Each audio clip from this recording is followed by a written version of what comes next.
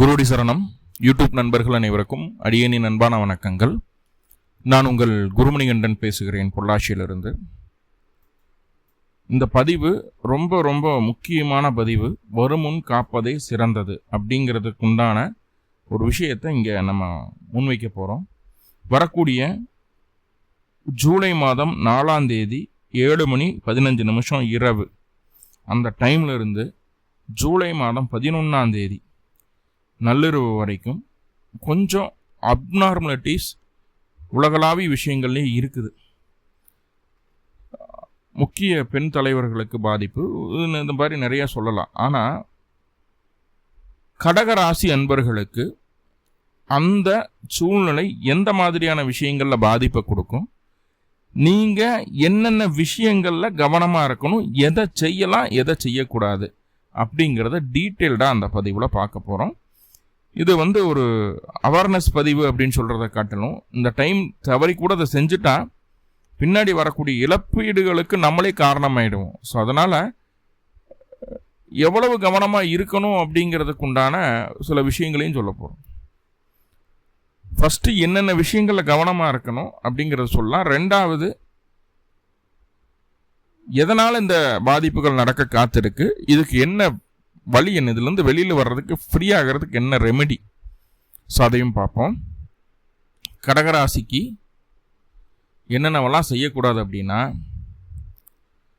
உங்களுடைய வீடு, வண்டி, வாகனம், சொத்து சம்பந்தமான விஷயங்களில் எந்த மாற்றத்தையும் இந்த 7 நாட்கள் செய்யக்கூடாது. 4ஆம் தேதி நைட்டு 7:15 11ஆம் தேதி நைட்டு முடிகிற வரைக்கும், அதாவது 12ஆம் தேதி விடிய கால வரைக்குமே எடுத்துக்கோங்க. புதுசாக நிலம் வாங்கிறது, விற்கிறது, நிலத்தில் அறுவடை செய்கிறது, நிலத்தில் உழுகிறது, தென்னந்தோப்பு வச்சுருக்கீங்க, தென்னை மரம், தேங்காய் போடுறது, உரிக்கிறது, அதே போல் மாடு வாங்கிறது, பிடிக்கிறது, விவசாய சம்மந்தமான விஷயங்கள், உரம் வாங்கிறது, எதுவுமே வேண்டாம். வீட்டுக்கு தேவையான பொருட்கள், வாஷிங் மிஷின், கிரைண்டர், எதுனாலும் எதுவுமே வேண்டாம். முக்கியமாக சொல்லப்போனால் மளிகை சாமானமே வாங்கக்கூடாது. அரிசி வாங்காதீங்க. முக்கியமாக மஞ்சள் தூளும் உப்பும் அரிசியும் வாங்காதீங்க. புளி கூடவே சேர்த்துக்கிடுங்க. இல்லை சார் நான் அப்படித்தான் வாங்குவேன், எனக்கு சூழ்நிலை இல்லை அப்படின்னா வர்றதை அனுபவிச்சே ஆக வேண்டிய கட்டாயம் இருக்கு. வாங்கிட்டீங்கன்னா அடுத்து இது மாதிரி ஒரு சூழ்நிலை வர வரைக்கும் எந்த பொருள் வாங்கினீங்களோ அது பற்றாக்குறை ஆகிறத நம்ம கண்ணார பார்க்க முடியும், சமாளிக்க முடியாது. ஸோ அப்போது மளிகை சாமான லிஸ்டெல்லாம் வாங்குறதுனா, ஏன்னா எப்போவுமே ஒரு 4ஆம் தேதி 3ஆம் தேதி சம்பளம் போட்டுருவாங்க, 10 தேதிக்குள்ளே எல்லாம் வாங்குவோம் இல்லையா? கடகராசிக்காரங்களே வேண்டாம்.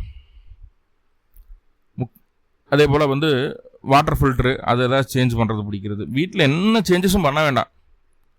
ரைட்? காலி நிலம் வாங்க அப்படி எதுவும் பண்ண வேண்டாம். ஒரு 2 வீலர் வாங்கணும், லோனுக்கு அப்ளை பண்ணுறீங்க, 4 வீலர் வாங்கணும், அதுக்கான முயற்சி எதுவும் வேண்டாம். சும்மா யூடியூப்பில் கூட பார்க்க வேண்டான்ற நான். எதுக்கு இப்போ பார்க்குறீங்க? 4 நாள் கழிச்சு பாருங்கள், 7 நாள் கழிச்சு பாருங்கள்.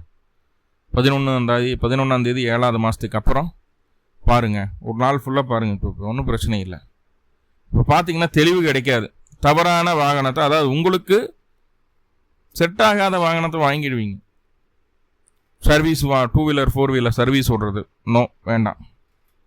முக்கியமாக உங்களுடைய ஆரோக்கியத்தை மேம்படுத்துகிறேன்னு சொல்லிட்டு ஏதோ நியூட்ரிஷன் ஃபுட் எடுக்கிறதோ, டயட் இருக்கிறதோ தயவு செஞ்சு பண்ணிடாதீங்க. ஏஸ் இட் இஸ், எப்படி டே டு டே லைஃப் போயிட்டு இருக்கோ அப்படியே கொண்டு போங்க. ஃபுட் ஹேபிட்டில் கூட எந்த சேஞ்சஸும் பண்ண வேண்டாம். வெளியில் சாப்பிட்றத தவிர்த்துக்குங்க. இருதயம் சார்ந்த பிரச்சனை இருக்கக்கூடிய நபர்களுக்கு ஆப்ரேஷன் ஏதாவது பண்ணுறதுக்கான சான்சஸ் இருக்குது. இந்த மாதிரி ஏதாவது சொல்லியிருக்காங்கன்னா, உங்களோட சௌரியம் எப்போ வேணாலும் வாங்க அப்படின்னாங்கன்னா, இந்த 7 நாட்களுக்குள்ளே ஏதோ ஒரு நாள் குறிச்சிட்டு அன்னைக்கு தாராபலம் இருந்தால் போதும் உங்களுக்கு. அன்னைக்கு போய் ஆப்ரேஷன் பண்ணிட்டு வாங்க, சக்ஸஸ்ஃபுல்லாக நடந்துடும். கெட்டதில் ஒரு நல்லதும் இருக்குது, அதையும் சொல்லிட்டு. இருதயம், ஹார்ட் சர்ஜரி, ஏன்ஜியோ பண்ணுறது, இல்லை பைபாஸ் பண்ணுறதோ, ஓப்பன் ஹார்ட் பண்ணுறதோ, எதுனாலும் சரி. ஸோ அதில் உங்களுக்கு தாராபலன் வரக்கூடிய நாட்களில் போய் தாராளமாக பண்ணிட்டு வாங்க. கண்டிப்பாக சக்ஸஸ்ஃபுல் ரிசல்ட் உங்களுக்கு உண்டு. அதுக்கப்புறம் பிரச்சனை இல்லாமல் ஜாலியாக சந்தோஷமாக இருக்கலாம். ரைட். தாய் வழி உறவுகள்கிட்ட எந்த விதமான எதிர்பார்ப்பையும் வச்சுக்காதீங்க. உறவுகளால் பெரிய ஏமாற்றம் வரப்போகுது. முக்கியமாக பொருளாதார ரீதியான ஏமாற்றத்தை சந்திப்பீங்க தாய் வழி உறவுகள்னால. சில நேரங்களில் தாயார்னால கூட நடக்கலாம், வாய்ப்பு இருக்கு. அப்படி இல்லை அப்படின்னா வேற என்ன வழியில் வரும் அப்படின்னா, பெருசாக லாபம் பார்க்கலாம் அப்படின்னு சொல்லிட்டு தேவையில்லாத விஷயங்களில் மூக்க நுழைச்சு, அதை இயற்கைக்கு புறமான விஷயங்களில் மூக்க நுழைச்சு, அதன் மூலமாக கையில் இருக்கக்கூடிய பொருளாதாரத்தை இழந்துடுவோம். யார் இதை தூண்டி விடுவாங்க அப்படின்னு பார்த்தீங்கன்னா, பாலிய நண்பர்கள், தாய் வழி உறவுகளில் இருக்கக்கூடிய நபர்கள், சித்தப்பா, மூத்த சகோதரம், இந்த உறவுகள் மத்தியில் இருந்து உங்களுக்கு அந்த மாதிரியான ஒரு ஆஃபர் வரும். அப்படி பண்ணால் பெரிய ஆளாயிரலாம், அதை பண்ணலாம், அதை பெரிய ஆளாயிரலாம், அப்படி இப்படின்னு ஸ்டார்டிங்கில் ஆசை வார்த்தை காட்டி அதை செய்ய வச்சு அதில் ஏமாற்றத்தையும் கொடுத்து, நான் சொன்னால் உனக்கு எங்கே போச்சு அறிவுன்னு நம்மகிட்டே திருப்பி கேள்வியும் கேட்பாங்க. இதெல்லாம் இந்த 8 நாளில் நடந்துருமான்னு கேட்டால் அப்படி சொல்லலை. இந்த எல்லா விஷயத்துக்கு காரணம் இந்த 8 நாளாக தான் இருக்கும். தயவு செஞ்சு வரக்கூடிய அந்த 8 நாட்கள் ரொம்ப ரொம்ப கவனமாக ஹேண்டில் பண்ண பார்த்துக்குங்க. முக்கியமாக லாபம் அதிகமாக கிடைக்க நினச்சி கையில் காசு பணத்தை சம்பாரிச்சிடலாம், சேமித்து வச்சிடலாம், நகை எடுத்துக்கலாம், நட்டு எடுத்துக்கலாம் அப்படின்னு சொல்லி எந்த பிளானும் பண்ணியும் எதையும் செய்யக்கூடாது.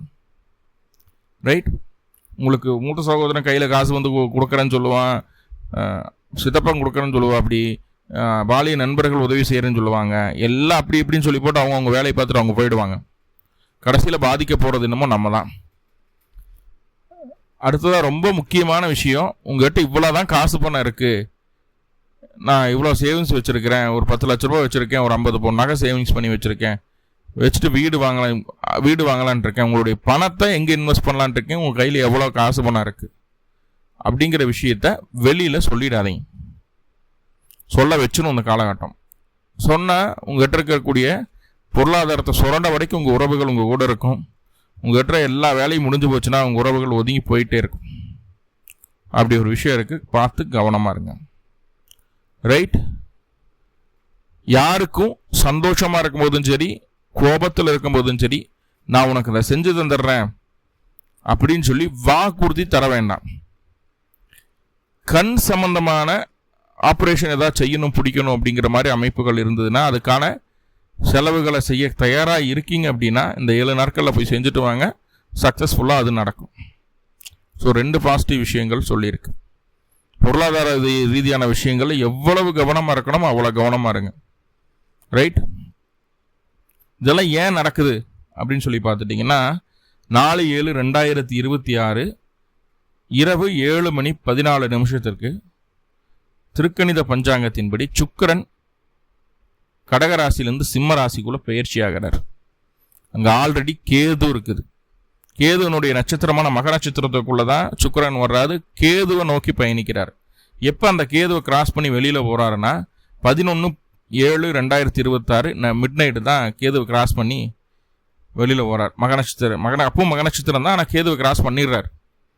அப்போ அந்த இத்தனை நாட்கள் கேதுவோட பிடியில் சுக்கிர பகவான் இருக்கு. ஸோ அதுதான் எல்லா விதமான பிரச்சனைக்கும் காரணம். உங்களுடைய சுய ஜாதகத்தில் சுக்கிரன் அல்லது கேதுவனுடைய தசாபுத்தி நடந்துட்டு இருந்தாலும் சரி, சுக்கிர நட்சத்திரமான பரணி பூரம் பூராடம் அல்லது கேதுவனுடைய நட்சத்திரமான அஸ்வினியின் மகம் மூலம் இந்த நட்சத்திரங்களில் எந்த கிரகம் நின்று தசாபுத்தி நடத்தினாலும் சரி, முக்கியமாக கேர்ஃபுல்லாக இருக்க வேண்டிய ஆட்கள் நீங்கள் தான். அதில் எந்த மாற்றமும் இல்லை. சரி, எனக்கு என்ன தசாபுத்தி நடக்குது, எப்படி என்னன்னு தெரியும்னா பக்கத்தில் இருக்கிற ஜோசியரை பார்த்து கேட்டு தெரிஞ்சுக்குங்க. ஒரு அவேர்னஸ் பதிவாக நான் கொடுக்குறேன். சரி, இதுலேருந்து நம்மளை காப்பாற்றிக்கிறதுக்கு என்ன வழி அப்படின்னா, சிம்பிளாக தினமும் மகாலட்சுமி வழிபாடு, 2 நெய் தீபம் போட்டு வீட்டிலேயே வச்சு கூட வழிபாடு பண்ணுங்க. 2 நெய் தீபம் மகாலட்சுமிக்கு ஏற்றி கொஞ்சம் மல்லிப்பூ வச்சு வழிபாடு பண்ணிட்டு வாங்க. ஸோ கடகராசிக்காரங்க பிரச்சனைகளுக்குள்ள போகாமல் சேஃபாக இந்த நாட்களை கடந்து வரணும்னு நான் பிரார்த்தனை பண்ணுறேன். எல்லா விஷயங்கள்லையும் நன்மை மட்டுமே கடகத்துக்கு நடக்கணும் அப்படின்னு சொல்லி மனமான அந்த பரம்பொருளை பிரார்த்தனை பண்ணிட்டு இந்த பதிவை முடிச்சுக்கிறேன். நன்றி நண்பர்களே.